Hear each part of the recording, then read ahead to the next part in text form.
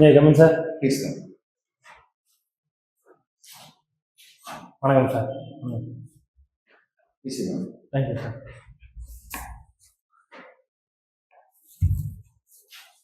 உங்களுடைய பெயர் குறிப்பிடாமல் உங்களை ஒரு அறிமுகப்படுத்திக்கணும் சார். நான் கடலூர் மாவட்டம் காட்டுமன்னார்கோவில் தாலுக்கா ஆதனூர் கிராமத்துலேருந்து வரேன் சார். நான் ஒரு விவசாய குடும்பத்துலேருந்து வரேன் சார். என்னோடய ஸ்கூலிங்ஸ்லாம் காட்டுமன்னார்கோவிலில் படித்து முடிச்சேங்க சார். என்னோட ஃபர்ஸ்ட் டிகிரியாக BA mechanical engineering JJ college of engineering technology திருச்சிராப்பள்ளியில் படித்து முடிச்சேங்க சார். செகண்ட் டிகிரியாக பிஏ தமிழ் லிட்டரேச்சர் டிஸ்டன்ஸ் எஜுகேஷனில் மதுரை காமராஜர் யூனிவர்சிட்டியில் படித்து முடிச்சிருக்கேங்க சார். 2019 இந்த போட்டித் தேர்வுக்கு தயாராகிட்டு வரேன் சார். கடைசியாக டிஎன்பிஎஸ்சி கண்டக்ட் பண்ண 2024 குரூப் 2 எக்ஸாமில் டெபுட்டி ஸ்டேட் டேக்ஸ் ஆஃபீஸராக கமர்ஷியல் டேக்ஸ் டிபார்ட்மெண்ட்டில் ஒர்க் பண்ணிட்டு இருக்கேங்க சார். இப்போ கரண்ட்டாக திருவள்ளூர் டிவிஷனில் ஜிஎஸ்டி இன்ஸ்பெக்டராக ஒர்க் பண்ணிட்டு இருக்கேங்க சார். ட்ரைனிங்கில் இருக்கேங்க சார். உங்களுக்கு ரொம்ப ஃபெமிலியரான கம்ஃபர்டபுளான ஒரு சப்ஜெக்ட் சொல்லுங்கள், அதுலேருந்து நான் கேள்வி கேட்குறேன். இலக்கியம் இல்லாமல் இந்த துறையில் நீங்கள் படிச்சிருக்கீங்க, டிஎன்பிஎஸ்சிக்காக படிச்சிருக்கீங்க, எனக்கு இது நல்லா தெரியும் சார் அப்படின்னா எந்த சப்ஜெக்ட் சொல்லுங்கள் சார்? ஹிஸ்ட்ரி தெரியுங்க சார். ஐஎன்எம் ஹிஸ்ட்ரியில் நீங்கள் கொஞ்சம் பதில் சொல்ல முடியும் இல்லையா? காந்தியினுடைய மத கொள்கை, ரிலீஜியஸ் பாலிசி, பிரின்சிபல் என்ன சார்? அவர் மகாத்மா காந்தி எப்பவுமே சமய பொதுநோக்கம் தான் சார் கொடுத்துருக்கீங்க. காந்தியினுடைய பொருளாதார கொள்கை என்ன சார்? அவர் காந்தி கிராமிய பொருளாதாரம் தான் சார் முக்கியத்துவம் கொடுத்துருக்காங்க.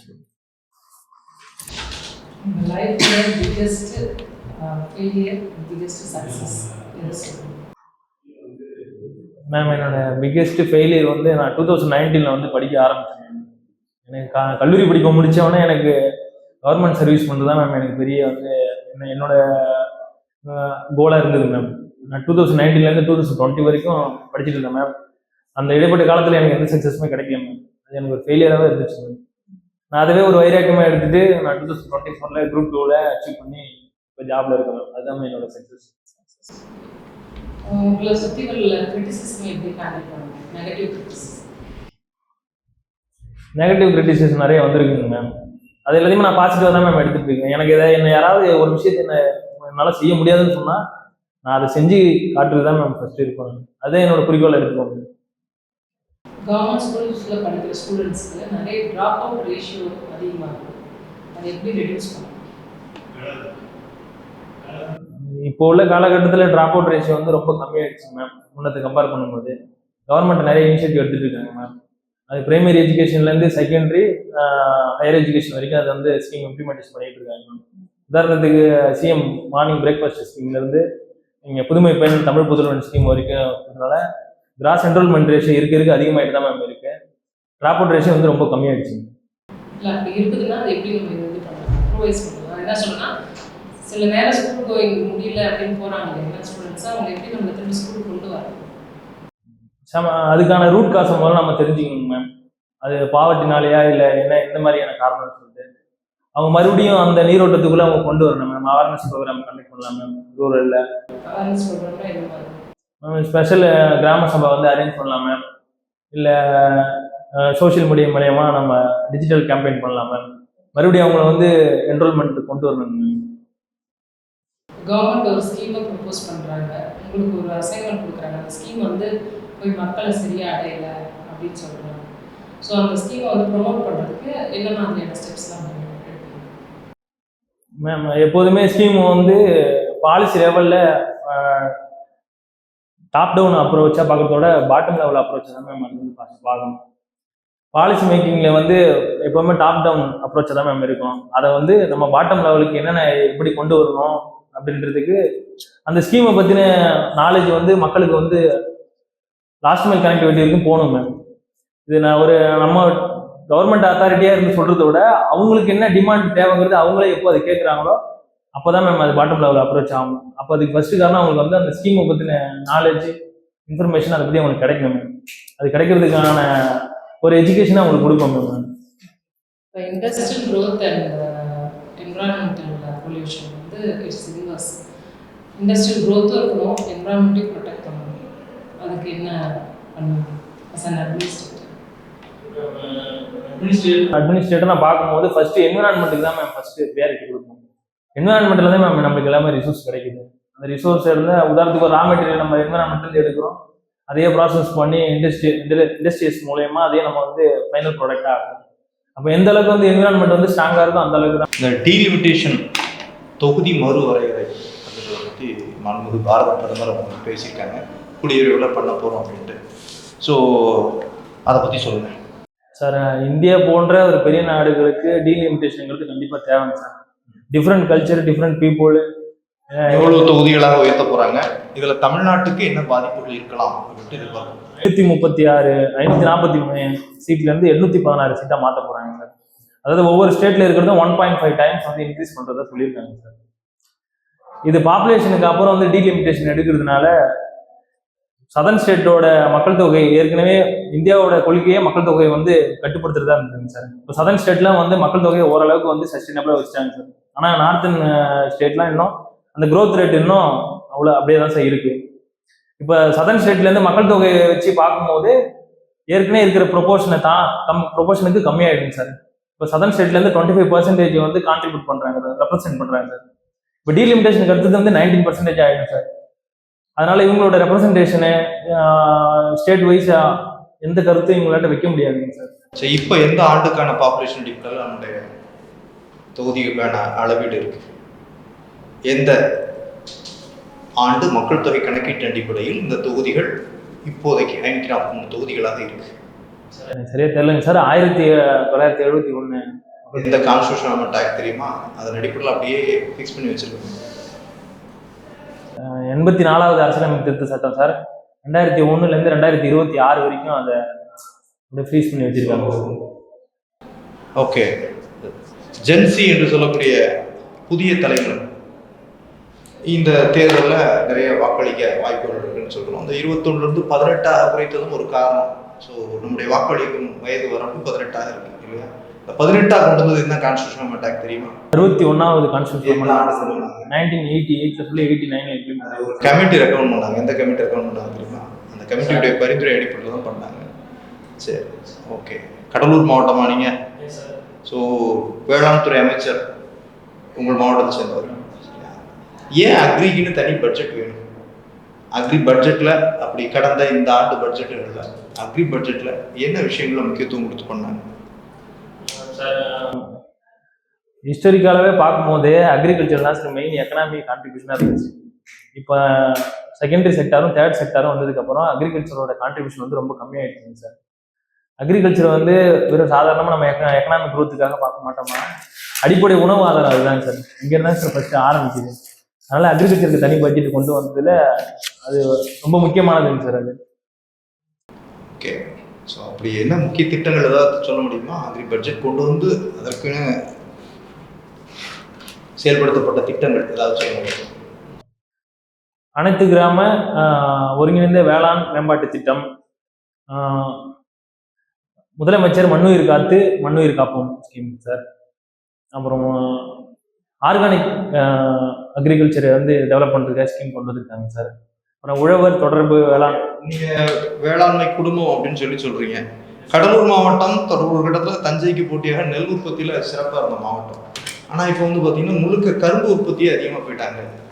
அப்போ அதிக நீர் தேவைப்படக்கூடிய பயிராக கரும்பு இருக்கு. இந்த மாற்றத்துக்கு காரணம் சுகர் போர்ட் ஆஃப் தமிழ்நாடுன்னு கடலூர் டிஸ்ட்ரிக்ட் சொல்கிறாங்க சார். சவுத் இந்தியாவிலே ஃபர்ஸ்ட்டு சுகர் மில் வந்து 1872 கடலூர் ஏஐடி பாரி சுகர் மில் தான் சார் ஃபர்ஸ்ட் கொண்டு வந்தாங்க. அந்த சுகர் மில்லுக்கு அப்புறம் மற்ற மாவட்டங்களை கம்பேர் பண்ணும்போது சுகர் மில்ஸ் அதிகமாக இருக்குங்க சார். இங்கே சேத்தியாத்தோப்பு, பெண்ணாடம், திட்டக்குடி, கடலூர் மற்ற டிஸ்ட்ரிக்ட்லேருந்து கரும்பு உற்பத்தி பண்ணி கடலூர் டிஸ்ட்ரிக்ட் எடுத்துகிட்டு வந்து அதை எக்ஸ்ட்ராக்ட் பண்ணி சுகராக கொண்டு வந்தாங்க சார். இப்போ காலப்போக்கத்தில் அங்கே கடலூர் மாவட்டத்தில் இருக்க விவசாயிகளே வந்து இது கரும்பு உற்பத்தி பண்ணுறதுக்கு இது சார் முக்கிய காரணம். ஆனால் வந்து நெல் வந்து அவ்வளோத்துக்கு ஒன்றும் குறையிலைங்க சார். மேஜராக வந்து நெல் தாங்க சார் விளைவிக்கிறாங்க. ஓகே, எலெக்ஷன் பீரியடாக இருக்கு. பொதுவாக வந்து பார்த்தீங்கன்னா ஸோ நேற்று கூட 4 இதுகளில் வந்துச்சு மைக்ரோ அப்சர்வர்ஸ்க்கு பயிற்சி எடுத்து. Who are micro observers? Micro அப்சர்வர்னா யார்? தேர்தல் பணிகளில் மைக்ரோ அப்சர்வர் என்பவர் யார்? நான் இது கேள்விப்படலைங்க சார். ஓகே, நீங்கள் எந்த தொகுதி உங்களுக்கு வாக்காளர்? காட்டுமன்னார் கோயில் சார். காட்டுமன்னார் கோவில். தற்போதைய கேண்டிடேட்ஸ் நேம் தான் சொன்னது. முக்கிய கட்சிகளுடைய வேட்பாளர் சார் விடுதலை சிறுத்தை கட்சிகள் அந்த கட்சியின் சார்பாக ஜோதிமணி திரு ஜோதிமணி அவர் போட்டியிடுறாருங்க சார். பாட்டாளி மக்கள் கட்சி சார்பாக திரு அன்பு செழியன் அவர் போட்டியிடுறாருங்க சார். சரிங்க சார், இந்த 2 பேர் தான் சார் எனக்கு தெரியும். எனக்கு காட்டு மன்னார் கோவில் தனி தொகுதியில தமிழ்நாட்டில் மொத்தம் எத்தனை தனி தொகுதிகள் சார் 46 தனி தொகுதியில் இருக்குங்க சார். 46 44 46ங்க சார். 2 வந்து ஷெட்யூல் ட்ரைபுக்காக ஒதுக்கிடுறாங்க. சரி, ஓகே. ஸோ இப்போ இந்த எலெக்ஷனுக்கு டெபாசிட் போடுறாங்க இல்லையா, டெபாசிட் பண்ணுறாங்க. சட்டமன்ற தொகுதிகளுக்கான வேட்பாளர்கள் வேட்புமனு தாக்கல் பண்ணுறப்போ டெபாசிட் பண்ணுறாங்க. ஸோ சட்டமன்ற தேர்தலுக்கு எவ்வளவு டெபாசிட் வைப்பு தொகை செலுத்த வேண்டும்? சப்போஸ் டெபாசிட்டை இழந்தார் அப்படின்றாங்க, இந்த வேட்பாளர் வந்து போட்டியிட்டவர் டெபாசிட்டை இழந்தார்ன்றாங்க. அப்போ how much percentage of vote he has to secure to அந்த தொகுதியில வாக்களிக்கக்கூடிய மொத்த வாக்குகளை 1/6 கூட அவங்க வாங்கலைன்னா அந்த தொகுதி டெபாசிட்டை வந்து வாங்க முடியாது. ஸோ தங்கர் பச்சான் அவரை பற்றி சொல்லுங்க சார். ஒரு சினிமா துறையில் இருக்கிறவங்க சார். ஒளி ஓவியர்னு சொல்றாங்க. சினிமாத்துறையில் இருக்கிறாரு, ஒளி ஓவியர்னு ஏன் சொல்றாங்க? அவருடைய முக்கிய படைப்புகள் என்ன? உங்க மண்ணின் மைந்தர் தானே, கடலூர் மண்ணின் மைந்தர். சரிங்க சார். அவர் கிராமியம் சார்ந்த படங்களை வந்து எடுப்பாருங்க சார். எனக்கு அவ்வளோதாங்க சார் தெரியும். அதுக்கப்புறம் நான் அதிகமாக கேள்விப்பட்டது. ஸோ கரும்பு விளைச்சல் தான் உங்க பகுதியில் கள்ளச்சாராயத்துக்கு காரணமா? சமீபத்தில் கூட உங்களுடைய அண்டை மாவட்டமான கள்ளக்குறிச்சியில் நிறைய மரணங்கள் நம்ம பார்க்குறோம். ஸோ அப்போ அதுக்கு கரும்பு விளைச்சல் மண்டபங்கள் அதிகமாக கிடைக்கிறதும் காரணமா, வேற என்ன காரணம்? கரும்புக்கு அந்த இதுக்கு சம்மந்தம் இல்லைங்க சார். விழுப்புரம், கள்ளக்குறிச்சி, கடலூர் மாவட்டத்தில் தான் சார் அந்த இன்சிடென்ட் நடந்தது. அது என்னன்னா கள்ளச்சாராயத்துக்கு முக்கிய காரணமாக விலை மலிவாக கிடைக்கிற அந்த ஸ்பிரிட்டு தாங்க சார். அது பக்கத்துலேயே பாண்டிச்சேரி இருக்குங்க சார். பாண்டிச்சேரியிலேயே விலை மலிவாக இருக்குங்க சார். தமிழ்நாட்டை கம்பேர் பண்ணும்போது பாண்டிச்சேரியோட விலை மலிவாக விற்கிறாங்க சார். அது ஈஸியாக உங்களுக்கு வந்து அக்சஸ்ஃபுல்லாக கிடைக்குது சார். அது உங்க பகுதியில் டெபுட்டி சூப்பரண்ட் ஆஃப் போலீஸாக போஸ்டிங் போகிறோம். ஸோ பாண்டிச்சேரியிலிருந்து மதுபான கடத்தல் உங்கள் பகுதிக்கு இருக்கும். கண்டிப்பாக அண்டை மாவட்டம் விலை குறைவு அப்படின்றதால தடுக்கிறதுக்கு நீ என்ன மெஷர்ஸ் இருக்கு?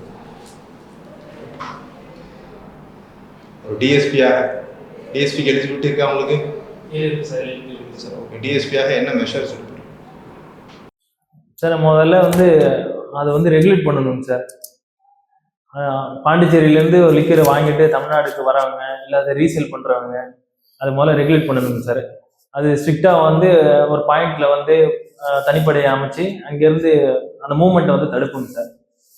அது இல்லாமல் இதுக்கு முதற் காரணமே வந்து மதுவால் ஏற்படுற உடல்நல குறைவை பற்றி அவேர்னஸ் கேம்பெயின்ஸ் எல்லாத்தையும் செய்வாங்க சார். அது ஸ்கூல்லேருந்தே பண்ணிட்டு தான். டிஎஸ்பியாக என்ன? ஆக்சுவலாக இது எந்த சட்டத்தின் கீழ் தடை செய்யப்பட்டிருக்கு தெரியுமா? கள்ளச்சாராய உற்பத்தியோ கல் இறக்குதலோ எந்த சட்டத்தின் கீழ் தடை செய்யப்பட்டிருக்கு? Tamil Nadu prohibition act 1939. 37 sir. Sorry sir. Cuddalore இந்த மாவட்டத்தில் இருக்கிற முக்கியமான பிறந்த இல்லை இருக்கிற முக்கியமான இலக்கியவாதிகள்னா யாரை சொல்லுவீங்க சார்? திரு ஜெயகாந்தன், திரு புதுமை பித்தன், திரு இமயம். புதுமை பித்தனும் கடலூர் மாவட்ட சங்கம் தானா? ஜெயகாந்தன் எழுதிய முக்கியமான சிறுகதைகள், நாவல்கள். சிறுகதைகள் 4 சொல்லுங்க, நாவல் 4 சொல்லுங்க.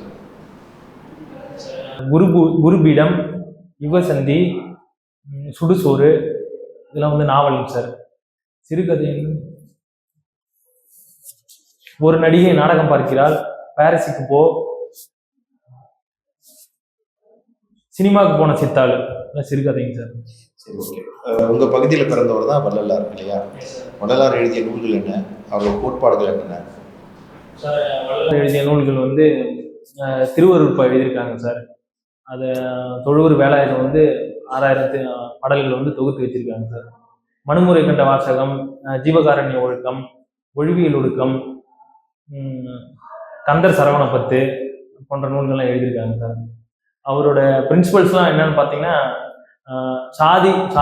சாதி பேதமற்ற சமுதாயம், கொல்லாமை, இறைவனை விட வந்து ஜோதி வடிவில் வந்து வழிபடணும்னு சொல்லியிருக்காங்க சார். ஓகே. நீங்கள் இலக்கியம் படித்தவங்க இல்லையா? சரி, இலக்கியத்துலேயே ரொம்ப போவேன்னா நீங்கள் டிஎஸ்டிஓ ஒர்க் பண்ணுறீங்க. டாக்ஸ் டெரரிசம்னா என்ன? டேக்ஸ் டெரரிஸ்ட்னா டேக்ஸ் அத்தாரிட்டிஸ் வந்து லீகல் ஆக்ட்ஸ் வந்து மிஸ்யூஸ் பண்ணி எக்ஸ்ட்ரா வந்து டேக்ஸ் வந்து கலெக்ட் பண்ணுறது சார். டேக்ஸ் பேயர்ஸ் வந்து எக்ஸ்ட்ரா ரெவன்யூ வந்து கலெக்ட் பண்ணுறதுங்க சார். அது ஆர்பிட்ரரி மூலயமா அது நடக்குங்க சார். டேக்ஸ் பேஸ்னா என்ன?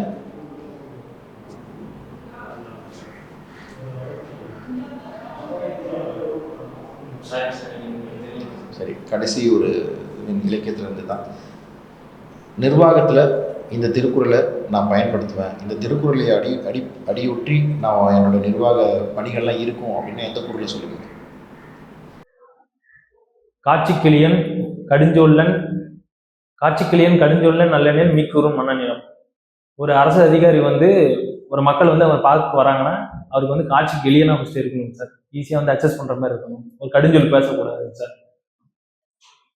சரி, ஓகே, தேங்க்யூ. நல்லா பண்ணாங்க சார். நல்லா ஃபர்ஸ்ட்ல கொடுத்துடலாமா? கண்டிப்பாக கொடுக்கலாம் சார். சரி, ஓகே, கான்ஃபிடென்ட்டாக தான் இருக்கீங்க. சரி, எந்த இடத்துலையும் தப்பு பண்ணல? தப்பு பண்ணாங்க சார். இன்னும் கொஞ்சம் நான் கரண்ட் அஃபேர்ஸ் அப்டேட் பண்ணுங்க சார். தமிழ் லிட்ரேச்சர் இன்னும் கொஞ்சம் நான் ஒர்க் பண்ணணும் சார். அவ்வளோதான், இதெல்லாம் முடிஞ்சு. முதல்ல வந்து நீங்கள் வரும்போதே வந்து விஷ் பண்ணதே சரி, கரெக்டான முதல்ல லேடி மெம்பர் தான், லேடி மெம்பர் விஷ் பண்ணணும். Okay sir. அதுக்கப்புறம் சேர்மேன், அதுக்கப்புறம் மெம்பர்ஸ் தான் மெம்பர்ஸ், இப்படிலாம் பண்ணணும். அடுத்து வந்து நீங்கள் பேசும்போது நான் எப்படி அந்த ஒரு இடத்துல பாஸ் கொடுக்குறேன்ல, அடுத்து நிறுத்துறல, நீங்கள் நிறுத்தாமல் பேசுறீங்க. உங்களோட வீடியோ பார்த்தீங்கன்னா தெரியும். Okay sir. பாஸ் கொடுத்து பேசுங்க. உங்களை பற்றி அருமை கொடுத்துங்க அப்படின்னு சொன்னீங்கன்னா ஆரம்பிச்சு அப்படி கடைசியாக அப்படி அந்த பாஸ் கொடுக்காம போயிட்டு எங்களுக்கு புரியாது இல்லை. ஸோ அந்த விஷயம்தான் தமிழ் லிட்ரேச்சரில் கொஞ்சம் ஒர்க் பண்ணணும். ஏன்னா